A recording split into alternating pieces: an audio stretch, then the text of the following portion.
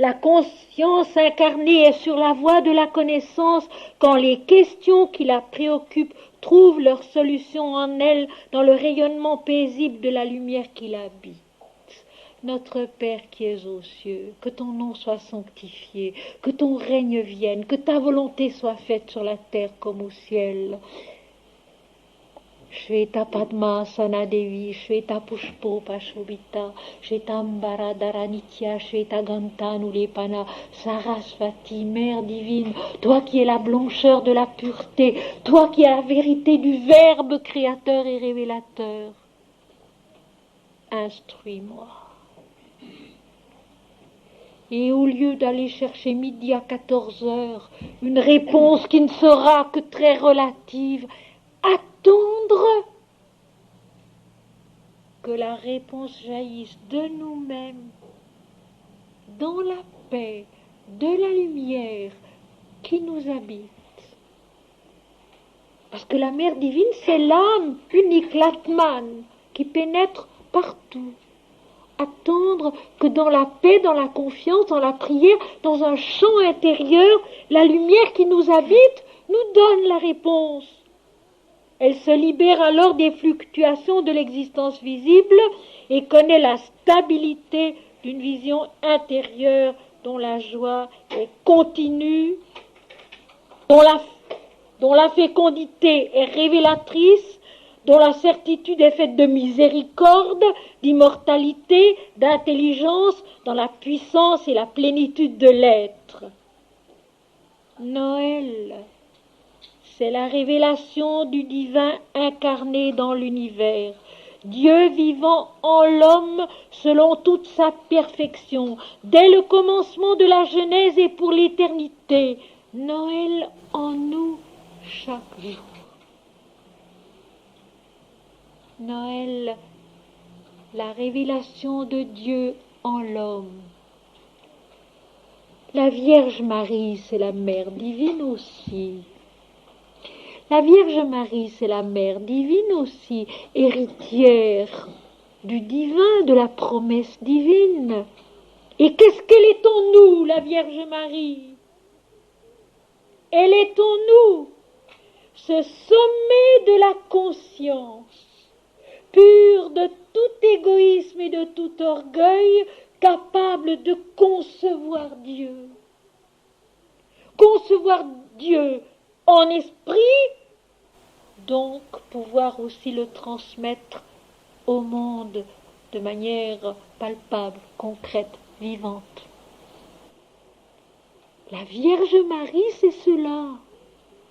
L'héritière de l'absolu, l'héritière de la promesse de l'éternel, le sommet de la conscience, épanoui, pur de tout égoïsme, de tout orgueil, capable de concevoir Dieu, parce qu'il arrive un moment où justement la Mère divine en nous conçoit Dieu.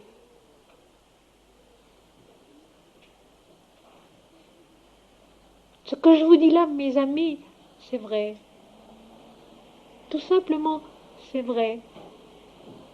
Il arrive un moment où la Mère divine en nous est cette conscience suprême qui conçoit Dieu. Et parce qu'elle conçoit Dieu, elle peut transmettre Dieu au monde, aux hommes. Noël en nous et tous les jours.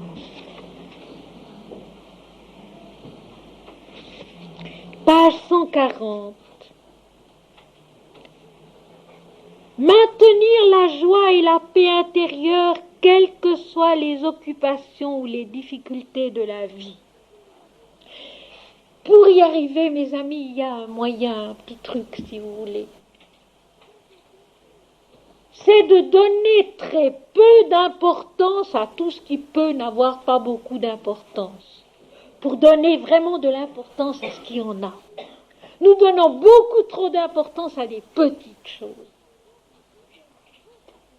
Nous donnons beaucoup trop d'importance à des petites choses. Il faut savoir s'alléger de cela. ce n'est pas grave.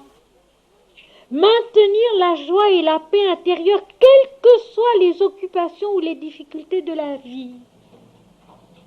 Savoir sourire, savoir aimer, savoir se souvenir de la Mère divine et se dire que c'est ça le plus important.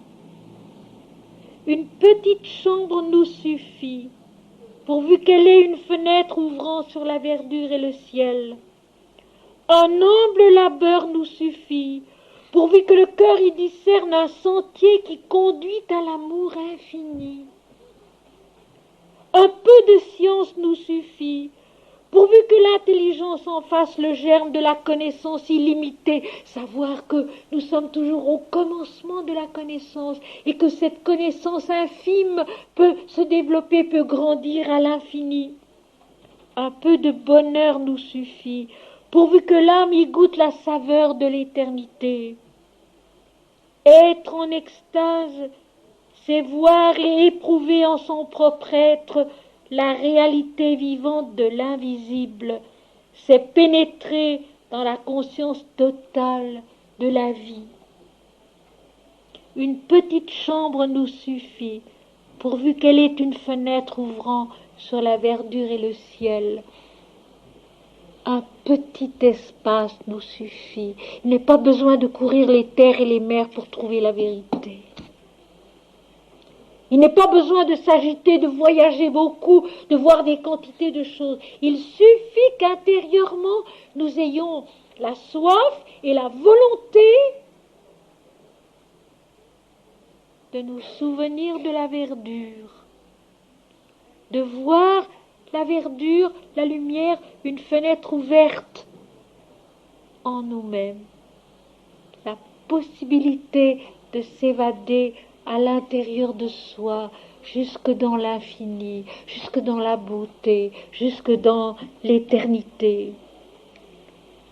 Un humble labeur nous suffit, pourvu que le cœur y discerne un sentier qui conduit à l'amour infini. Un humble labeur, accepté jour après jour, fait joyeusement, fait avec bonne volonté. Commencement d'un grand amour pour tout ce qui est à faire dans le monde. Un humble labeur nous suffit, pourvu que le cœur y discerne un sentier qui conduit à l'amour infini. Un peu de science nous suffit, pourvu que l'intelligence en fasse le germe de la connaissance illimitée. Seigneur, le peu que je sais, je te l'offre. Notre Upanishad d'hier soir, au lieu de foncer sur le Brahman, sur l'éternel, lui dire, Seigneur, que le feu de l'amour qui est en moi devienne une offrande universelle, que le peu de force qui est en moi devienne la persévérance de l'amour dans le monde. Seigneur, que le peu d'intelligence qui est en moi devienne une offrande à ta lumière. Un peu de bonheur nous suffit, pourvu que l'âme y goûte la saveur de l'éternité. D'abord une chose, mes amis, vous savez tout comme moi qu'on ne peut pas toujours être heureux dans le monde. Chacun en a sa petite portion. Savoir vivre cette portion en sachant bien qu'elle prendra fin un jour. Mais quel est le tremplin, le départ vers une plénitude intérieure qui sait se souvenir que le bonheur, c'est le chemin de Dieu et pas autre chose, et que le bonheur sur la terre, il est limité, mais qu'il peut devenir en nous la force, la volonté, le chemin du bonheur infini dans la connaissance de l'esprit. Être en extase, c'est voir et éprouver en son propre être la réalité vivante de l'invisible. C'est pénétrer dans la conscience totale de la vie, l'invisible qui est plus réel que le visible. Et maintenant, j'ai intitulé ce petit passage, il y en a plusieurs, mais je n'en traiterai qu'un aujourd'hui, page 129, la voix sainte. Faire en silence et sans murmure ce que d'autres méprisent ou négligent. Éclairer par son exemple le chemin de la perfection ouvert à tous. Servir la Mère divine dans les plus simples tâches, les plus humbles tâches, les moindres contacts qu'on a avec les autres, pour que la Mère divine rayonne de toutes choses, en toutes choses et dans tous les rapports que nous pouvons avoir avec les autres. Ne point rechercher la grâce intérieure de l'extase ou de la béatitude, mais garder haute dans son cœur la flamme vive qui veille sur la fidélité et sur l'amour. Rien, rien, rien, rien, rien. Donc Saint Jean de la Croix. Ne rien chercher, ne rien vouloir, ne rien demander d'exceptionnel, mais garder en soi-même, dans son cœur, la flamme de la fidélité à la Mère divine, comme elle est fidèle envers nous, de l'amour de la Mère divine, comme elle nous aime. Ne jamais diviser les hommes entre eux, mais les rassembler sous le sceptre de la compréhension et de la bienveillance, sans distinction de classe ou de croyance, dans l'accomplissement de l'œuvre parfaite. Telle est la véritable définition et tel est le but de l'Église. L'Église, c'est l'assemblée des hommes par convocation divine, de tous les hommes. Depuis le commencement des temps jusqu'à la consommation des temps, sans distinction de classe ou de croyance. Ne point rechercher la grâce intérieure, ne jamais diviser les hommes, mais les rassembler sous le sceptre de la compréhension et de la bienveillance, sans distinction de classe ou de croyance, dans l'accomplissement de l'œuvre parfaite. Telle est la définition et tel est le but de l'Église. Et pour y parvenir, mes amis, il suffit de chanter le nom de Dieu en silence et de garder sa parole en silence aussi. Ne pas discuter pour avoir raison, trouver que ceci est plus juste que cela. Un jour, un jeune homme riche venait auprès de Jésus et lui posait cette question: « Bon maître, que dois-je faire pour hériter de la vie éternelle ?» Et Jésus lui répond: « Pourquoi m'appelles-tu bon? Il n'y a de bon que Dieu seul. La perfection, c'est Dieu. La perfection de l'Église, c'est Dieu. Et tous les hommes ont besoin d'y monter, de s'y acheminer, peu à peu. Chacun à sa façon, avec ses forces, avec son intelligence, avec son courage, avec sa persévérance. Ne s'irriter de rien ni de personne, sachant que la vie tout entière fait éclater la gloire du Seigneur. Accepter les gens comme ils sont. On ne peut changer personne, on peut éventuellement, avec l'aide de la Mère divine, se changer soi-même. Et pour tout le reste, il faut confier ce travail-là à la Mère divine. Ne s'irriter de rien ni de personne, sachant que la vie tout entière fait éclater la gloire du Seigneur. Être l'instrument toujours docile sous la main du Maître, sans autre volonté que de lui obéir parfaitement. La loi divine, de qui l'obéissance est la fille. Dans la sérénité de son âme, connaître la contemplation ininterrompue de la foi. Connaître la contemplation ininterrompue de la foi. Ô Mère divine, je ne te connais pas, mais je t'aime et je crois en toi. Ô Mère divine, je ne te connais pas, mais je crois en toi et je t'aime. Devise sainte, la patience, la vérité, l'amour. La patience comporte la douceur et la paix. La vérité comporte la rigueur et la sainteté. L'amour comporte l'oubli et le don de soi total dans la joie. Et la joie, c'est le divin Créateur vivant et agissant en nous. Tel est l'Évangile universel. Tel est le royaume des cieux révélé dans la conscience et l'âme de l'homme.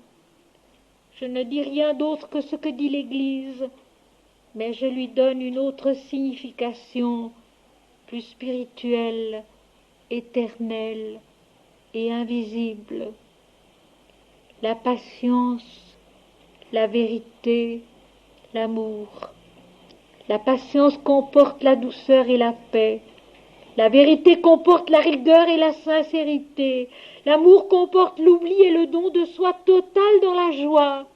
Et la joie, c'est le divin Créateur vivant et agissant en nous. Tel est l'Évangile universel. Tel est le royaume des cieux révélé dans la conscience et l'âme de l'homme. Je ne dis rien d'autre que ce que dit l'Église, mais je lui donne une autre signification, plus spirituelle, éternelle, invisible.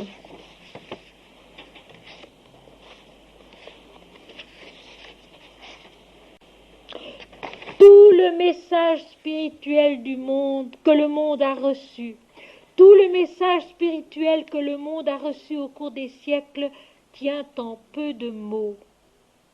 Il faut vivre l'enseignement qui nous a été donné afin de le réaliser dans l'existence d'ici-bas selon toute sa puissance révélatrice et rédemptrice. Alors la purification et la béatitude habitent la terre. L'âme s'épanouit dans sa splendeur parfaite et l'immortalité radieuse remplace l'angoisse de la souffrance et de la mort qui ne sont que l'illusion de notre égoïsme, l'attachement erroné de notre mental pour l'éphémère qui n'est pas notre vie. Tel est l'état suprême de la conscience illuminée, où l'infini submerge le fini, où l'éternel envahit le temporel, où la félicité dissipe l'effort. Vivre le regard fixé sur la présence intérieure immuable, la Mère divine, Surya Savitri, le Christ, la lumière unique en laquelle tout prend naissance et s'accomplit. Le Seigneur, dit l'apôtre Paul dans sa 2e épître aux Corinthiens, c'est l'Esprit. Le Seigneur, c'est l'Esprit. Nous avons vu les 7 plans de la conscience. Nous avons vu les dieux recherchant l'absolu. Eh bien, il faut se rappeler que ce qui est, c'est l'esprit. Et non pas seulement l'esprit tout en haut, mais l'esprit à tous les plans. Et nous en revenons à cette parole du Dalai Lama. La vie spirituelle, c'est une question d'état d'esprit. La vie spirituelle, c'est une question d'état d'esprit. Il faut veiller sur notre état d'esprit, sur notre façon de penser, sur notre façon de voir les choses, sur notre façon de travailler, avoir un état d'esprit tourné vers la lumière, tourné vers le haut, tourné vers la Mère divine qui est nous-mêmes au sommet de notre nature, mais aussi sur tous les autres plans. Om Shrima Jaima Jai Jaima. Om Shrima Jaima Jai Jaima. Forger jour après jour notre état d'esprit avec le nom de la Mère divine, avec la pensée de la Mère divine, avec la lumière et la douceur de la Mère divine, il y faut beaucoup de volonté. Parce que nous sommes toujours repris par nos habitudes de penser autrement, de voir autrement, de nous buter sur des pourquoi. Devant un grand malheur, devant une grande souffrance, devant une grande perplexité, il ne faut pas demander pourquoi, parce que, en général, il n'y a pas de réponse. Il n'y a pas d'explication à donner. Mais par contre, il y a une présence à apporter. Cette présence, c'est la Mère divine en nous. Auprès d'un grand malade, auprès d'une grande souffrance,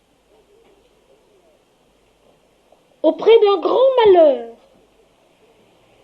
il ne sert à rien de dire pourquoi et d'essayer d'annoncer des explications. Ça ne changera d'abord rien. Mais on peut apporter le réconfort certain d'une présence intérieure, de cette présence qui est la Mère divine. Et je n'ai pas besoin de vous dire, mes amis, que le grand malade aujourd'hui, c'est le monde entier. Le grand malade aujourd'hui, et peut-être toujours, parce que quand on lit l'histoire, ça n'est pas beaucoup plus beau avant. Le grand malade, c'est le monde entier. Et un malade, il a d'abord besoin auprès de lui d'une présence. Rien n'est plus triste qu'un malade seul. Un malade a d'abord besoin d'une présence. Et l'homme a reçu ce très beau rôle d'être cette présence sur la terre. Cette présence consciente que Dieu l'habite, que la Mère divine c'est lui, qu'elle est là, qu'elle se penche et qu'elle donne la grâce de son sourire, la grâce de son regard qui éclaire et qui fait qu'on comprend sans y mettre des mots, qu'on comprend plus que cela, mes amis, qu'on accepte. Et qu'en acceptant, c'est un acte d'obéissance qui soulage le cœur. Rien n'est pire que la révolte. Rien n'est pire que le doute. Nous le savons tous, cela. Rien n'est plus terrible à vivre que le doute, que la révolte. Rappelons-nous que nous sommes ici-bas la présence consciente de Dieu, de la Mère divine. Qu'elle est là. Voici mes mains, Seigneur. Elles sont ton ouvrage. Voici mes pas, Seigneur. Ils sont ton chemin. Voici mes pensées, Seigneur. Elles sont ton intelligence. Voici mon cœur, Seigneur. Il est ton amour. Voici mon âme, Seigneur. Elle est ta joie. Tout est intérieur. Le monde est ta démarche dans l'éternité.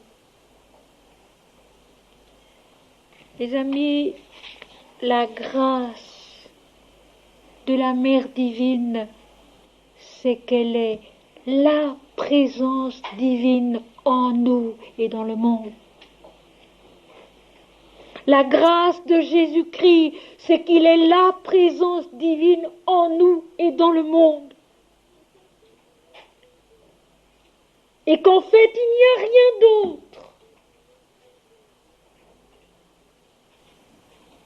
Avoir confiance en soi de cette manière-là, ce n'est ni de l'égoïsme ni de l'orgueil.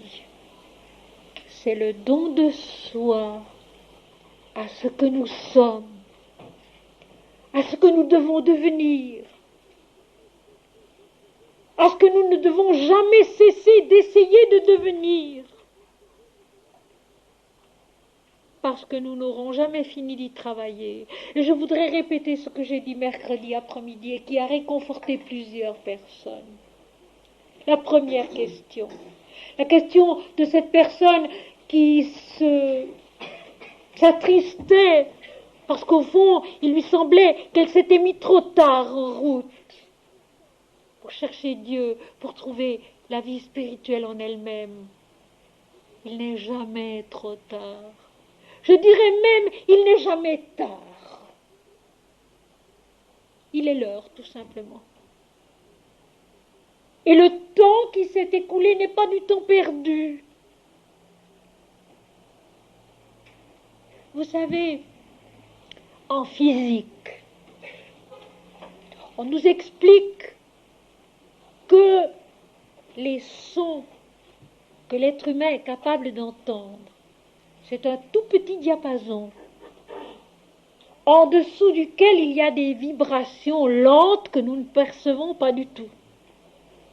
Il y a des vibrations de plus en plus serrées, des sons de plus en plus aigus que nous ne percevons pas du tout. Les oiseaux en perçoivent plus que nous. Pour la vue, c'est pareil.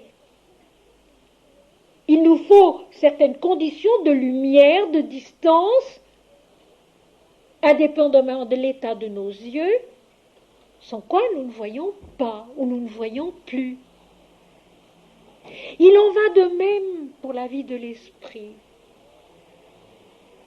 Il y a tout ce qui s'est fait en nous sans que nous l'ayons vu, sans que nous l'ayons su. Et tout ce chemin-là nous a conduit à un moment où soudain nous avions soif, peut-être tout simplement un peu plus soif qu'avant. Mais avant cette soif, nous n'en avions pas très conscience. Tout d'un coup, nous prenons conscience que nous avons soif. Et alors nous cherchons à boire. Et nous trouvons à boire, parce que tout est là. Dans la vie, dans les textes, en nous-mêmes, tout est là. Chacun n'a qu'à se mettre en route où il est, comme il est, sans s'inquiéter de son passé, sans s'inquiéter de son avenir, qui lui paraît plus ou moins court ou plus ou moins lointain, en sachant qu'à chaque instant, la mer est là, totalement. À la fois le Saguna Brahman et le Nirguna Brahman des Upanishads, à la fois la vie sur la terre, la manifestation et l'absolu. À chaque instant, tout est là. Et tout nous est offert du fond de nous-mêmes. Il y a une notion qu'il faut perdre face à face avec la mère divine. C'est le besoin d'aller vite. C'est une notion qu'il faut perdre. Il n'y a pas besoin d'avoir commencé très tôt. Il n'y a pas besoin de se lamenter parce qu'on a commencé tard. Il n'y a pas non plus besoin de se dépêcher. La mère divine, c'est l'éternité. Elle a toujours, tout le temps. On m'a raconté que autrefois, quand on voulait voir Manandamayi, souvent il fallait attendre pendant des semaines jusqu'à ce qu'enfin on puisse plus ou moins approcher d'elle, obtenir un rendez-vous, et encore alors, elle vous laissait attendre souvent 3, 6, 12 heures. Et en général, les personnes qui ainsi attendaient 3, 6, 12 heures de pouvoir voir enfin un moment, un tout petit moment Anandamayi, se rendaient compte que pendant ces 3, 6, 12 heures, il s'était passé beaucoup de choses. Il n'y a pas besoin d'aller vite. Il ne faut surtout pas regretter le temps soi-disant perdu. Ne nous inquiétons pas, le Seigneur a travaillé pendant ce temps-là, parce que lui, il travaille toujours. Et nous avons travaillé sans le savoir. Alors nous en sommes là. Et hier soir, quelqu'un m'a posé une question très touchante. À la fin de la conférence, Madame, est-ce que vous pensez que si on vient vous écouter maintenant et qu'on aime ce que vous dites, ça veut dire qu'on a déjà fait un bout de chemin? J'ai dit, mais bien sûr. Et la question était très touchante. Mais bien sûr. Tout un travail a déjà été fait. Et puis soudain, la mer nous tend une corbeille de fleurs, ou une couronne de fleurs, ou une corbeille de fruits. Parce que nous sommes capables de les apprécier, c'est tout. Et puis se dire que c'est une fois qu'il y en aura d'autres, que la mer est toujours là, vigilante, aimante, lumineuse, belle, éternelle, toujours neuve. Elle est là. Elle nous attend, elle nous aime, elle nous veut parfaits, elle nous enfante puisqu'elle est la mère, elle nous fait grandir en stature, en sagesse et en grâce devant Dieu et devant les hommes. Et je vais terminer simplement ainsi, par cette phrase des évangiles, évangile selon saint Luc, chapitre 2, verset 52, croître en stature, en sagesse et en grâce devant Dieu et devant les hommes, c'est toujours possible à partir de n'importe quel moment de notre vie, dans la sagesse, dans la présence, dans la réalité radieuse de la mère divine, dont Sri Ramakrishna disait, si vous saviez comme ma mère est belle.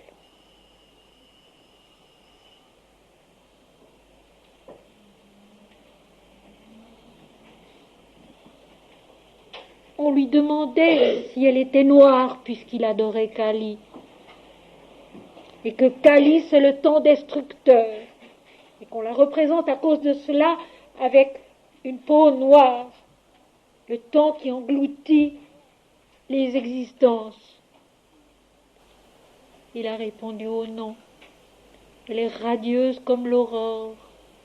Si vous saviez comme ma mère est belle. Mes amis, je nous souhaite à chacun de nous et à tous de pouvoir dire aussi, si vous saviez comme ma mère est belle, comme Jésus est beau, comme la vie de l'Esprit, comme la présence de l'Éternel en nous est magnifique. Éternel notre Seigneur, que ton nom est magnifique sur toute la terre.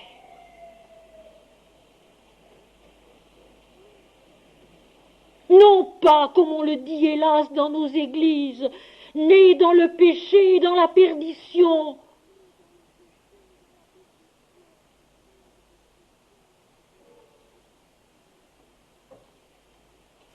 Nés de la Mère divine, fille de l'absolu, chemin de l'absolu donné à l'univers, chemin de l'absolu rendu à la conscience incarnée. La révélation divine, mes amis, elle est belle, elle est bonne, elle est radieuse et non pas triste. La mère divine, c'est la joie, c'est la lumière, c'est la beauté, c'est la générosité, c'est la fécondité, et non pas le contraire.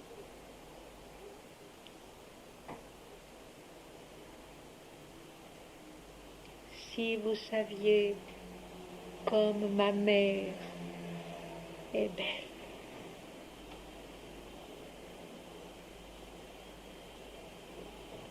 Elle est là. Elle est là. Ramakrishna disait qu'il entendait son pas quand elle s'en allait ou quand elle entrait dans le temple. Elle est là. Et nous l'entendons avec notre âme lorsque cette âme accepte d'être joyeuse de la lumière, joyeuse de l'amour, joyeuse de la vérité. Comme un enfant tout simplement est joyeux de vivre. Puisque nous sommes ses enfants.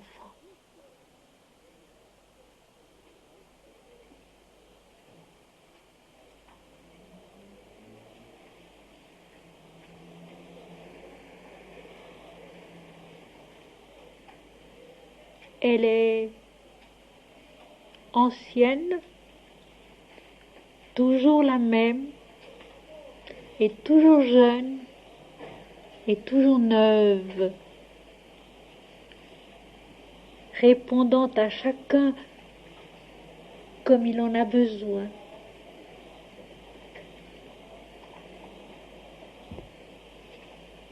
Et quand on fait d'elle, en Occident, celle qui intercède, c'est vrai. C'est vrai. Parce qu'elle comprend, elle excuse, elle propose toujours d'aller plus loin, toujours plus loin, plus haut, toujours plus haut. Et comme elle est l'absolu elle-même, elle en connaît tous les chemins.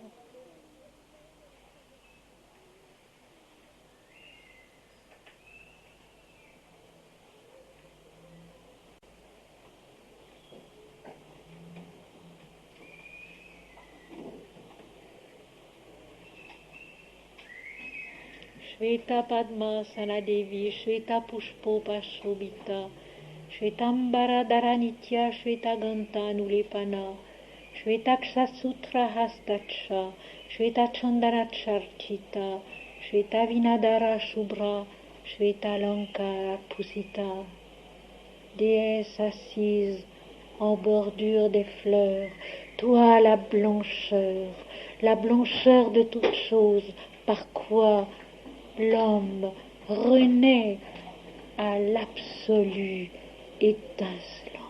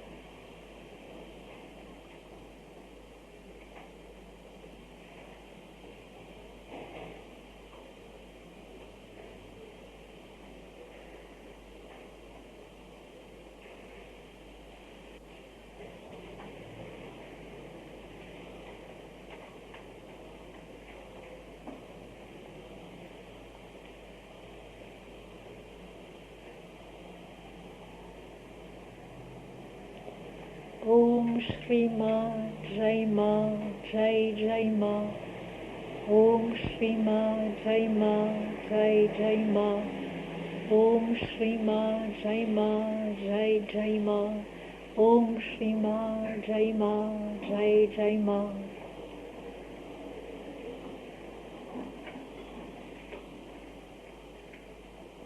La plus grande grâce qui puisse être faite à un être humain, c'est de rencontrer la Mère divine dans son cœur et de pouvoir l'aimer.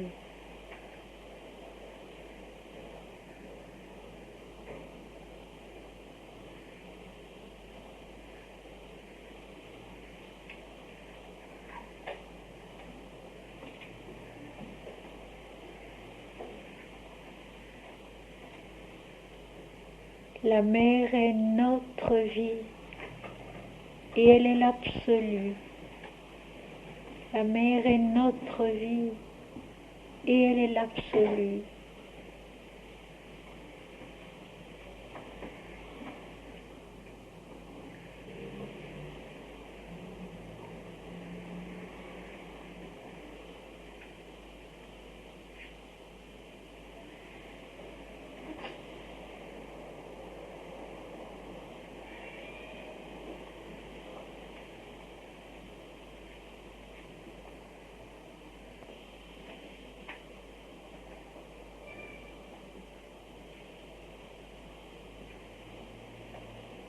Heureux les mendiants de l'esprit, car le royaume des cieux est à eux. Heureux les bons, les doux, car ils hériteront la terre. Heureux les affligés, car ils seront consolés.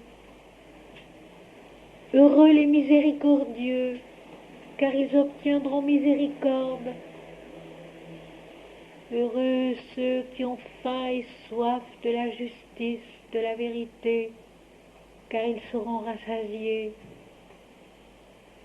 Heureux ceux qui procurent la paix, car ils seront appelés fils de Dieu.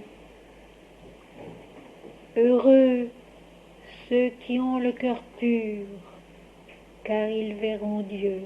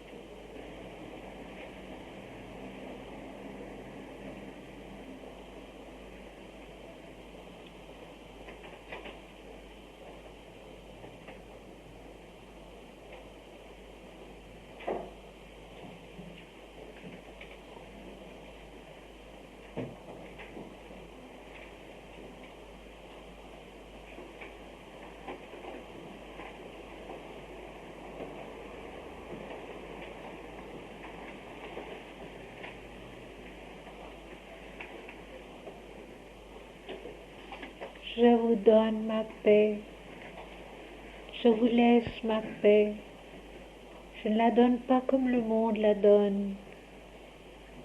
Je vous donne ma paix, je vous laisse ma paix, je ne la donne pas comme les hommes la donnent.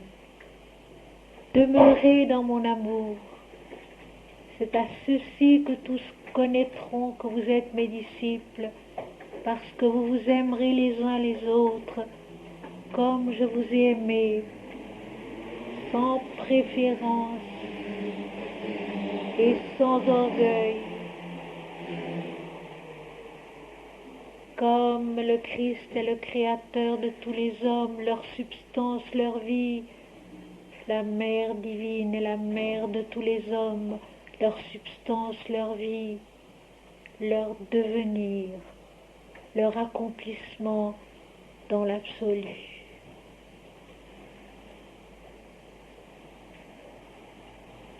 Mantra Murti Sada Devi, Mantra Murti Sada Devi, Mantra Murti Sada Devi, ô Mère, qui est le visage parfait du mantra, du verbe de vérité, créateur et révélateur de l'absolu.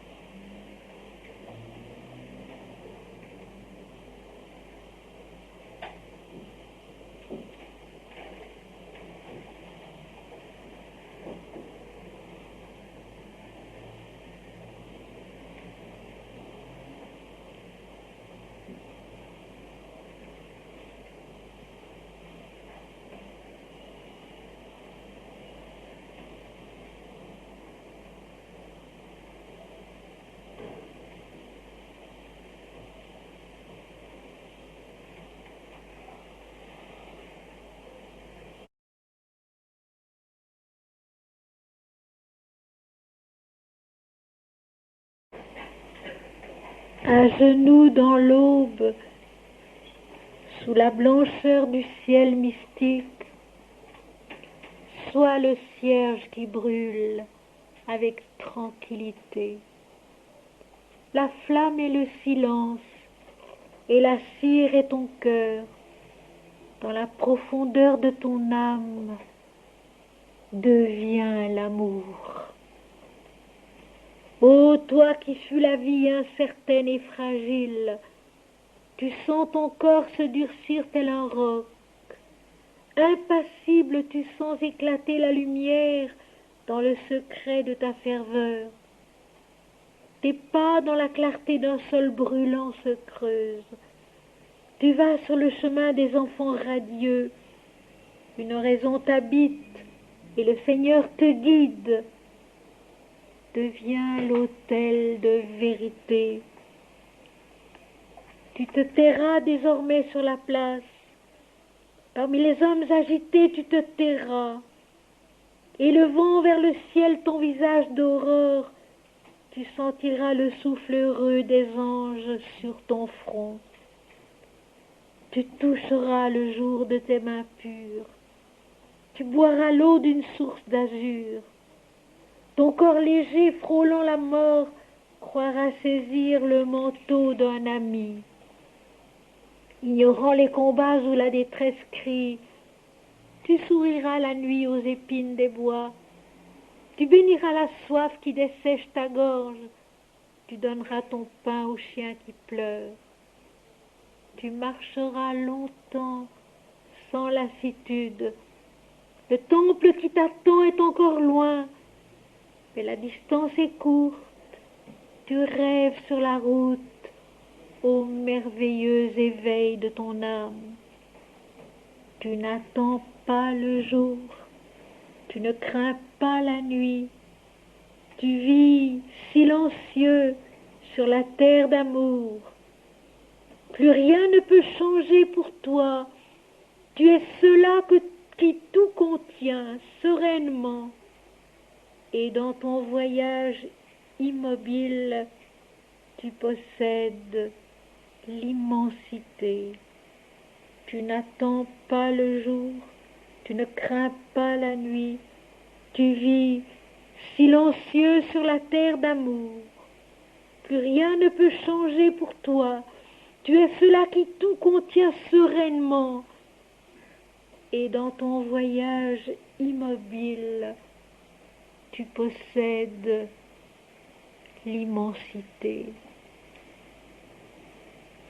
Mes amis, j'ai conscience que lorsque nous sortons d'une telle rencontre, nous avons souvent beaucoup de peine à nous souvenir seulement de ce que nous avons entendu, de ce qui nous a émerveillés pendant un bon moment, un long moment.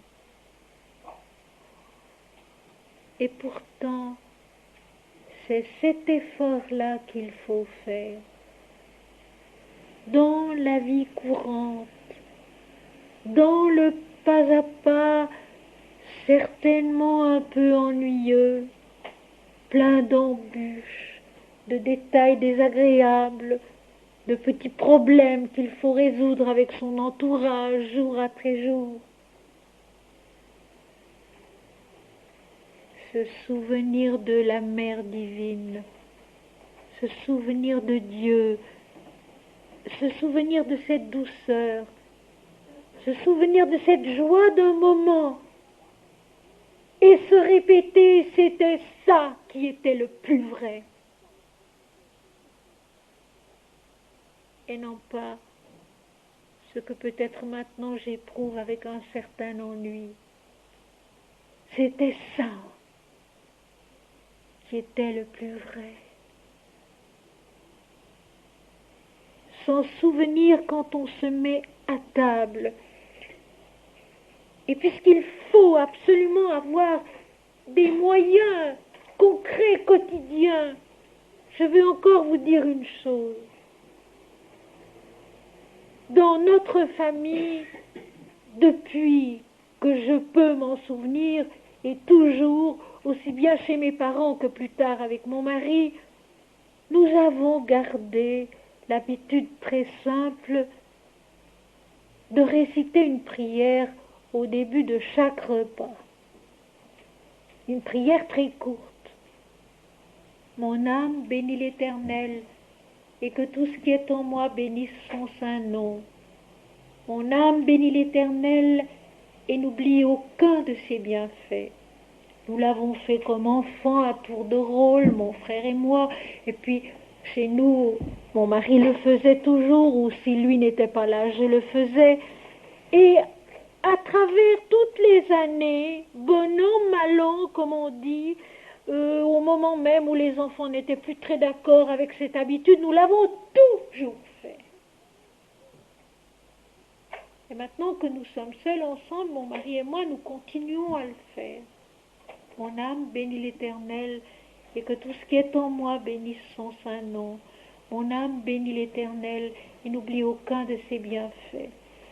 Et le seul petit déjeuner que nous prenions ensemble, c'est le dimanche matin, parce que les autres jours, mon mari part très tôt le matin, donc il déjeune très rapidement tout seul, et c'est le dimanche matin que nous sommes ensemble, et là, nous faisons la même prière, et alors en général, je récite aussi toute l'oraison dominicale, et j'ajoute une ou deux prières comme celles que vous connaissez, non pas moi Seigneur, mais toi.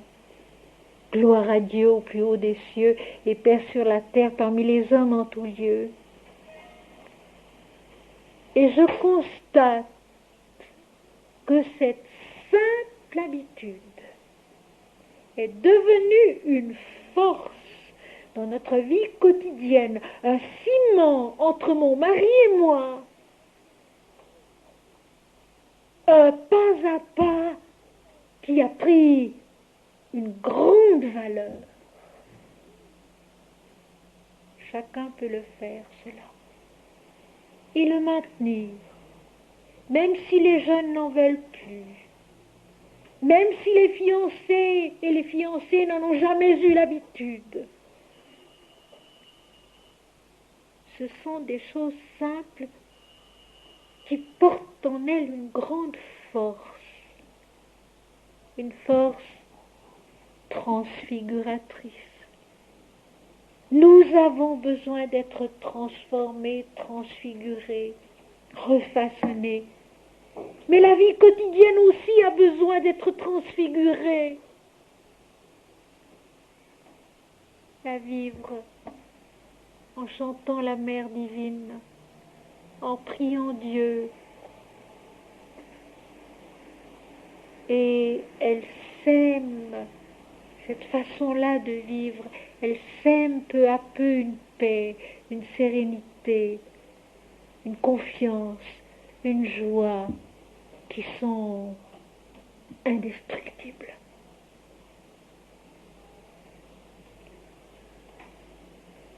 Les grandes réussites sont faites de toutes petites choses fidèlement accomplies.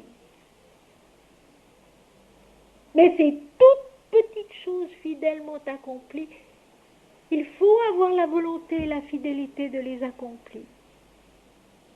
Et c'est un exemple que je vous donne. Je pourrais vous en donner beaucoup d'autres. Cette simple habitude de réciter une prière avant les repas, avant chaque repas. Même si la fiancée a un petit sourire parce qu'elle n'a jamais vu faire ça, même si le beau-fils est un peu surpris parce qu'il n'a jamais vu faire ça, le faire quand même, le faire toujours. Dieu est là. La mère est là. Et ils sont les seuls qu'il vaille la peine de suivre. Et je pense que certains couples connaîtraient moins de difficultés à la longue s'ils avaient cette habitude qui crée, sans qu'on le sache, un ciment divin entre l'homme et la femme. Mon âme bénit l'Éternel, et que tout ce qui est en moi bénisse son saint nom. Mon âme bénit l'Éternel, et n'oublie aucun de ses bienfaits. Un moment où on ne pense pas à soi, mais ensemble à Dieu, à la Mère divine. C'est important. C'est peu de choses, c'est important. Et c'est vrai que finalement, ça fait un gros fleuve. Un fleuve qui emporte les difficultés, qui les lave, qui les nettoie, et qui fait que le couple se retrouve serein, confiant, heureux, après 40 ans de mariage, malgré tout ce qui a été traversé par ailleurs.